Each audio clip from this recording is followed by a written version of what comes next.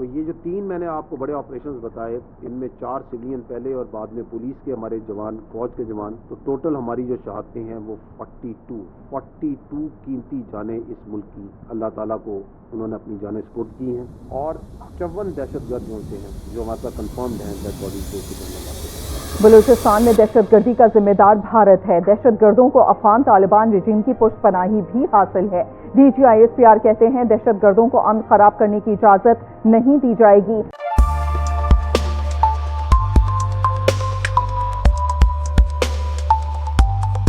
بسم اللہ الرحمن الرحیم۔ السلام علیکم viewers, welcome to Serena vlogs. میں ہوں محمد مقیت علی شاہ۔ یہ میں آپ کو بتاتا چلوں کہ جو سیکیورٹی سچویشن ہے بلوچستان کی وہ اس ٹائم کافی خراب ہے۔ آپ کو اس بات کا اندازہ ہے کہ پچھلے 4-5 دنوں میں کافی زیادہ اٹیکس ہوئے ہیں پاکستان کی سیکیورٹی فورسز پہ، لا انفورسمنٹ ایجنسیز کی اگر میں بات کروں جس میں پولیس ہے، ایف سی ہے، آرمی ہے، ان کے اوپر مختلف مقامات پہ اٹیک ہوا ہے،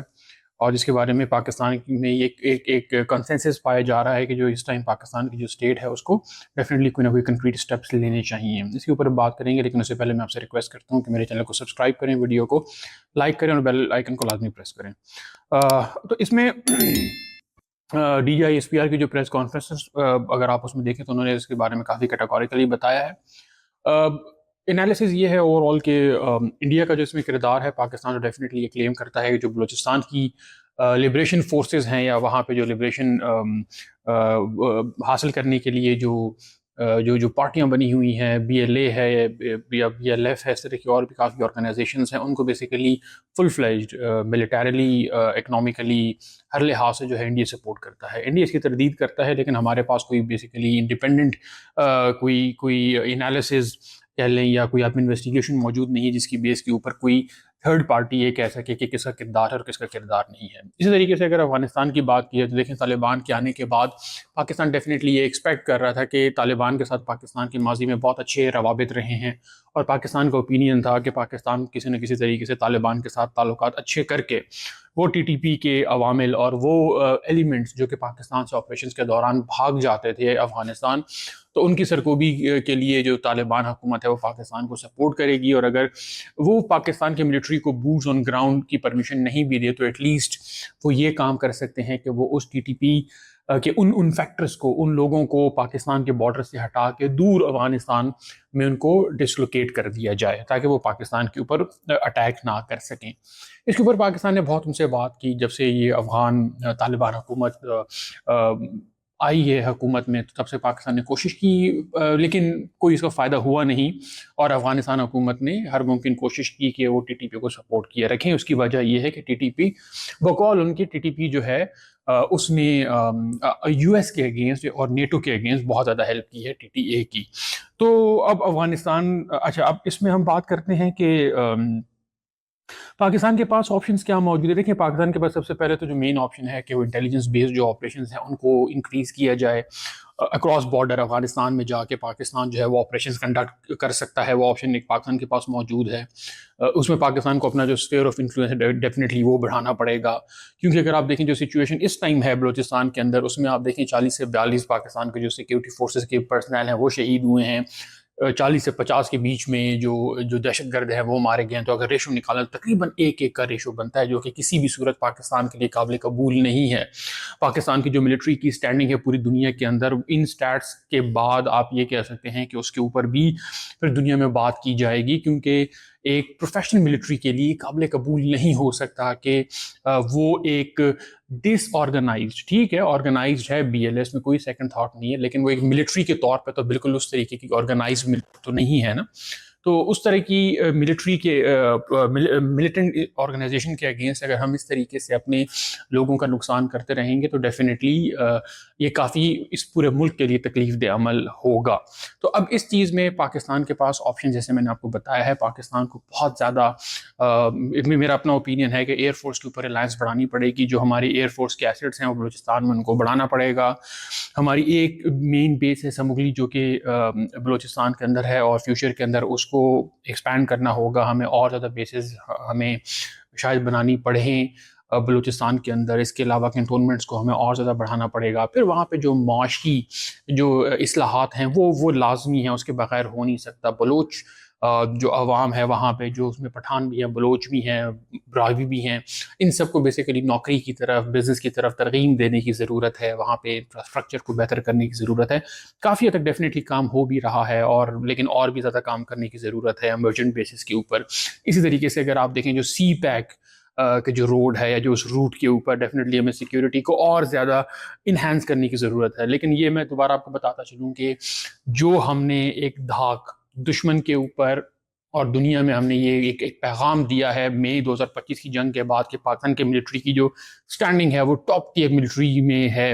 تو اس کے بعد اس طرح کی جو سچویشن جو ابھی پچھلے کچھ عرصے سے پاکستان میں دہشت گردی کی لہر کی صورت میں ہم دیکھ رہے ہیں، جس طریقے سے جس نمبر میں ہمارے جو جوان ہیں وہ اپنی جان گنوا رہے ہیں، that is not at all acceptable. اب اس میں پاکستان کو یہ ڈیسائیڈ کرنا ہوگا کہ ود آل گنز بلیزنگ آپ کو فل فلیجڈ بے شک ضرب عضب کی طرح کا آپ کو آپریشن کنڈکٹ کرنا ہوگا، اور اس بار آپ کو ایئر فورس کو بہت زیادہ انٹیگریٹ کرنے کی ضرورت ہے. ایئر فورس آپ کو ریچ، لیتھیلٹی، ٹائم جو ہے وہ آپ کا بچاتی ہے. اور اس کے بعد میں نے جیسے بتایا کہ ڈرونز، بارڈر اگر آپ نے دیکھنا ہے تو آپ کے پاس اس حد تک ڈرونز موجود ہیں کہ آپ 24/7 at least for next few months آپ اپنے بارڈر کی سرویلنس کر سکتے ہیں. آپ اپنی بوٹس آن گراؤنڈ، اپنی نفری کو بڑھائیں تاکہ آپ کے فیوچر میں اس طرح کے حالات نہ ہو، سچویشن نہ ہو. کیونکہ اگر خدا نہ خواستہ آپ دیکھیں پچھلے 10-15 سالوں میں پاکستان نے بہت محنت کر کے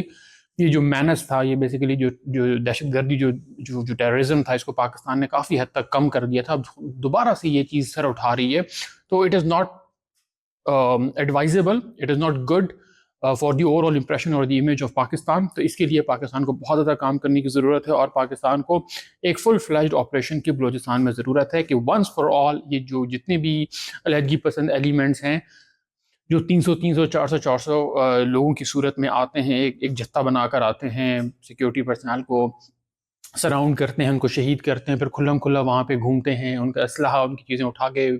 چھپ جاتے ہیں. اس کی وجہ سے آپ دیکھیں ایک عام شخص بھی ڈر خوف میں مبتلا ہو جاتا ہے، کیونکہ جو اس کا جو ٹرسٹ ہے اسٹیٹ کے اوپر وہ دن بدن کم ہونا شروع ہو جاتا ہے.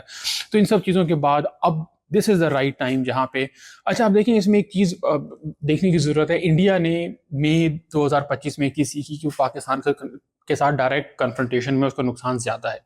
تو وہ کیا کر رہا ہے، وہ آپ دیکھیں اس کے بعد سے ہمارے بلوچستان اور ہمارے KPK میں دیکھیں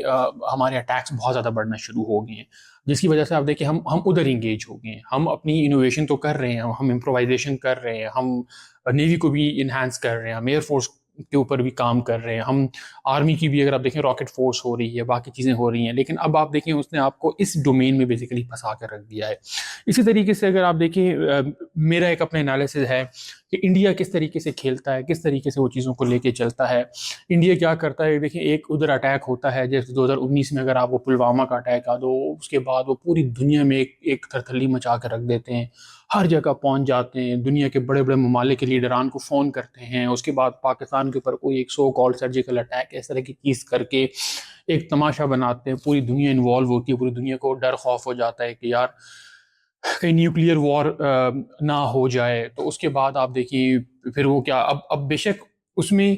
ہمارا کلیم، پاکستان کا کلیم یہ کہ پاکستان ان اٹیکس میں انوالو نہیں ہوتا. 2025 کے پہلگام اٹیک میں بھی پاکستان انوالو نہیں تھا، لیکن جب اس کے بعد اٹیک نہیں ہوتے، آپ دیکھیں پہلگام کے بعد اٹیک نہیں ہوا، 1.25 سال آلموسٹ ہو گیا، کوئی بڑے لیول کا اٹیک نہیں ہوا. تو جس کے بعد انڈین کامنٹیٹرز یہ اوپنلی کہتے ہیں کہ دیکھیں پاکستان کو ہم نے خوف زدہ کر دیا، ہم نے ان کو پیٹریفائی کر دیا ہے. تو اس سے دیکھیں یہ امپریشن جا رہا ہے. تو پاکستان کو جب پاکستان کی ایجنسیز کے پاس جب یہ انفارمیشن موجود ہے کہ انڈین بیکڈ ہے، تو پاکستان کیوں اس طریقے سے ایک ہیو اینڈ کرائی کریٹ نہیں کرتا. وہاں پہ آپ پہلگام میں دیکھیں 25-26 لوگ ان کی جان سے جاتے ہیں، تو انہوں نے اس کے بعد کیا کچھ نہیں کیا. پاکستان میں آپ دیکھیں 4 دنوں میں 40 سے 42 ہمارے عام جو ہمارے فوجی ہیں، جو ہمارے سیکیورٹی پرسنل ہیں، وہ بیچارے شہید ہو گئے. تو ہمیں اگر ہم اس طرز پہ اگر کوئی ایکٹ کرنا شروع کر دیں تو آپ دیکھیں پھر فیوچر میں دنیا بھی انڈیا کو آپ یہ کہہ لیں کہ ان کو کہے گی کہ آپ انسان بنیں، یہ حرکتیں نہ کریں. اگر آپ یہ حرکتیں کریں گے تو آپ لوگ تو ہر وقت جنگ کی صورتحال میں رہیں گے.